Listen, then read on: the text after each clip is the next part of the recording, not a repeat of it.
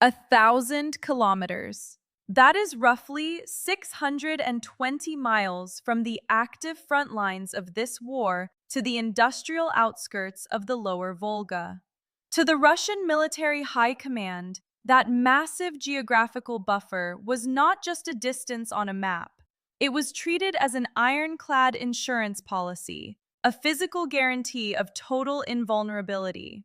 This is the precise reason why Soviet and Russian strategic planners chose to construct a highly sensitive, multi-billion-dollar defense manufacturing core deep within the interior of the country.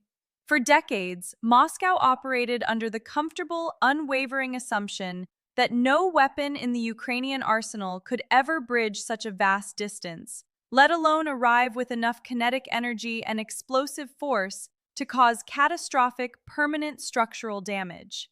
They genuinely believed their military-industrial engine was entirely untouchable, safely nestled far beyond the horizon of any physical threat. They were catastrophically wrong. In the dead of night, during the early morning hours of Saturday, June 27, 2026, the night sky above Volgograd's Krasnokhtyabrysky district erupted into a massive wall of fire and secondary chain reaction explosions. What the world witnessed at dawn was not a minor, low-cost drone harassment campaign engineered to grab a quick psychological headline or trigger localized panic. This was a heavy, meticulously coordinated strategic raid. Multiple direct, high-explosive impacts completely tore open the core production workshops of the Titan-Barrikady facility, the single most critical industrial vulnerability and single point of failure in the entire defense apparatus of the Russian Federation. To measure the magnitude of this structural shockwave, one has to look closely at what actually leaves this factory floor. Titan-Barrikady is the exclusive site tasked with the engineering, heavy alloy casting, and final assembly of the massive mobile launch vehicles, known as Transporter Erector Launchers, or TELs, for the Iskander-M ballistic missile network.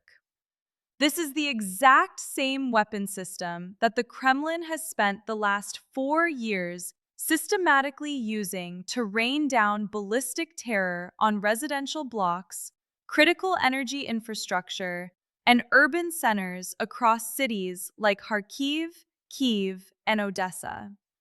Tonight, the heavy industrial engine that manufactures the literal chassis of that gun just took a direct hit from a round it never saw coming. But what should truly compel your attention is the highly classified shadow side of this exact industrial compound.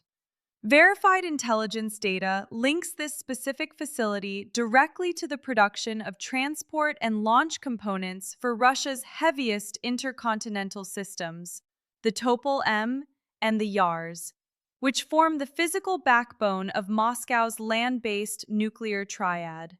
Even more alarming to Western defense ministries, specialized defense analysts assess that this plant handles critical assembly nodes for the newly deployed Oreshnik medium-range ballistic missile program, the exact same platform Vladimir Putin heavily paraded on state television as an ultimate nuclear-capable strategic signaling weapon.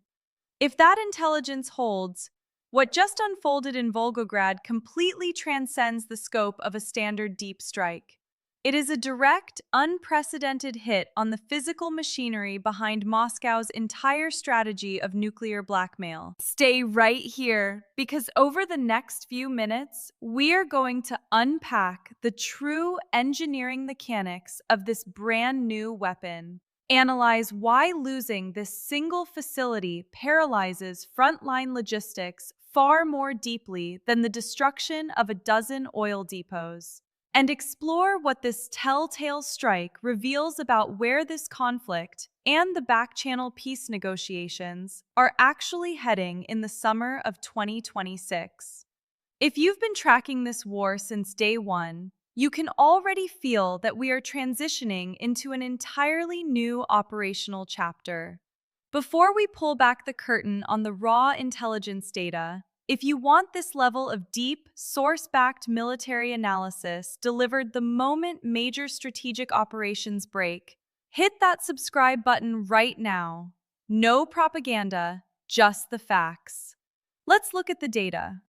In a modern war heavily saturated with managed narratives, digital information warfare, and conflicting press releases from both sides, verified open source intelligence, OSINT, is the only currency worth banking on. Let's reconstruct the precise timeline and physical evidence from the night of June 26th to June 27th, 2026. In the immediate aftermath of the explosions, local authorities scrambled to control the domestic political fallout and dominate the information space. Volgograd Oblast Governor Andrei Bocharov rushed out a laconically worded official statement, confirming that high-speed aerial threats had penetrated regional airspace overnight, and that falling debris or impacts had damaged an industrial building in the Krasnoktyabrski district. True to the Kremlin's established crisis management protocols, the governor scrupulously avoided naming the facility, flatly refused to detail the extent of the structural collapse, and completely ignored the nature of the weapon that had just systematically put his local air defense network out of commission. However, in 2026, state censorship can no longer mask physical reality in the era of civilian satellite constellations and interconnected digital networks. Within 3 hours, open-source analysts completely bypassed the Russian state firewall. By cross-referencing real-time thermal signatures detected by NASA's FIRMS system, originally designed to map forest fires but utilized here to pinpoint military conflagrations, they mapped massive thermal anomalies to highly precise coordinates. Simultaneously, mobile phone footage captured by panicked Volgograd residents showing the silhouettes of the factories against towering fireballs was triangulated. Independent investigative outlets like Astra quickly published the geospatial verification. The epicenter of the raging fires was burning directly inside the primary assembly halls of the JSC Federal Research and Production Center, Titan-Barrikady. A biting irony actually surrounds the preparation of this mission. OSINT investigators revealed that Russian state media itself accidentally handed the final targeting blueprints to the Ukrainian General Staff. Just 6 days prior to the strike, on June 21st, the local broadcaster Volgograd TV aired a patriotic promotional segment designed to showcase the factory's output to boost domestic morale. The cameras filmed inside key production workshops, showing the internal layout of the assembly lines and the exact structure of the reinforced roofs. Ukrainian engineers simply overlaid these high-resolution visual details onto existing commercial satellite maps to finalize their vector targeting metrics. Faced with the Russian cover-up attempt, Ukrainian President Volodymyr Zelensky shattered any deliberate ambiguity during his morning address. Unlike the deep strike operations of 2024 or 2025, which were typically conducted under a veil of deniability or attributed to anonymous long-range drones, Kiev claimed the action with total clarity.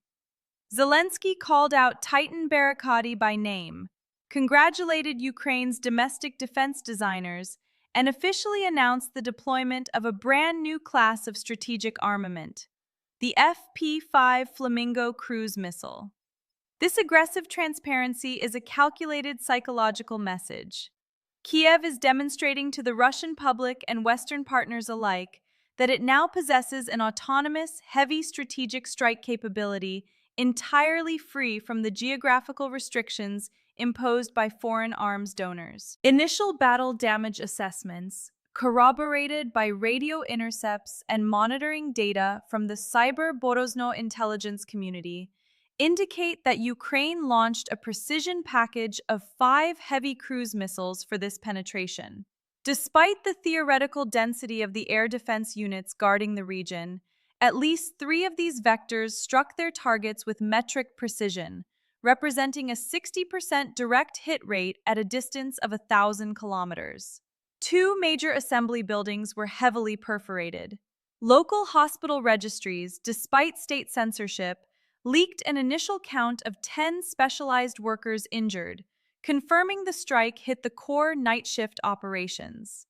No civilian casualties were reported in the adjacent residential neighborhoods, highlighting the strictly military and surgical nature of the Ukrainian planning. For anyone who has followed the evolution of this war since its opening hours in February 2022, from the days when Ukrainian volunteers were filling Molotov cocktails in Kyiv's public parks, to the implementation of this highly advanced, long-range strategic campaign, the Volgograd operation lands as a major conceptual turning point. We are no longer looking at territorial survival. We are witnessing the era of autonomous power projection. Watching a heavy, domestically engineered cruise missile bypass 3 layers of sophisticated air defense grids to permanently paralyze Russia's only Iskander launcher production line is a definitive marker of Ukraine's transformed industrial capability. So, what are the critical dynamics to monitor in the immediate future? To stay ahead of the curve, your strategic watch list should focus closely on 4 major operational indicators. The kinetic pattern of Russian retaliation. The Kremlin historically cannot allow a strike against its strategic and ballistic manufacturing core to pass without a visible counter-response. Moscow's typical play is to launch massive, vengeful missile and drone waves targeting Ukraine's civilian power grid or urban residential centers. Monitor how Ukraine's Western-supplied air defense systems perform against this inevitable upcoming storm. The countdown to the August 4th deadline. The SBU's 40-day pressure campaign has a hard, self-imposed expiration date. The key indicator will be whether the cumulative industrial and economic damage inflicted on the Russian interior is deep enough to open genuine back-channel diplomatic negotiations, or if August 4th will simply pass as another marker in a war defined by long-term attrition. The regeneration capability of Titan-Barrikady. Western intelligence agencies will be scrutinizing high-resolution satellite imagery to determine if the structural collapse of workshops 38 and 2 completely denies access to the heavy overhead lifting systems. Rebuilding a high-precision facility of this magnitude under the continuous threat of follow-up cruise missile strikes is an immense logistical hurdle for Moscow. The production scalability of Firepoint. Dennis Stylerman's warning, "to be continued," directly raises the question of mass production. If the Ukrainian private defense sector can scale and deliver the FP-5 Flamingo at a steady weekly volume, Titan-Barrikady will not be an isolated incident.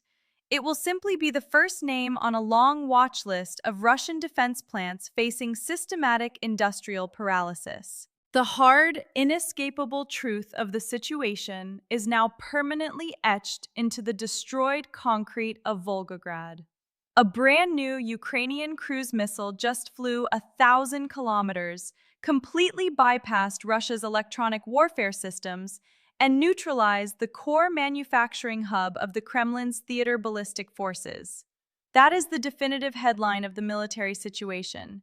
Everything else, the political positioning, the denials from Moscow, and the diplomatic debates surrounding escalation, will flow directly from this demonstration of force. If you found this granular, data-driven breakdown valuable, and you want the real geopolitical facts laid out clearly without the sensationalism or propaganda, make sure to subscribe to this channel right now. Drop your analysis in the comments below on what you think Moscow's next move will be, and we will be back the exact second the next major intelligence development breaks.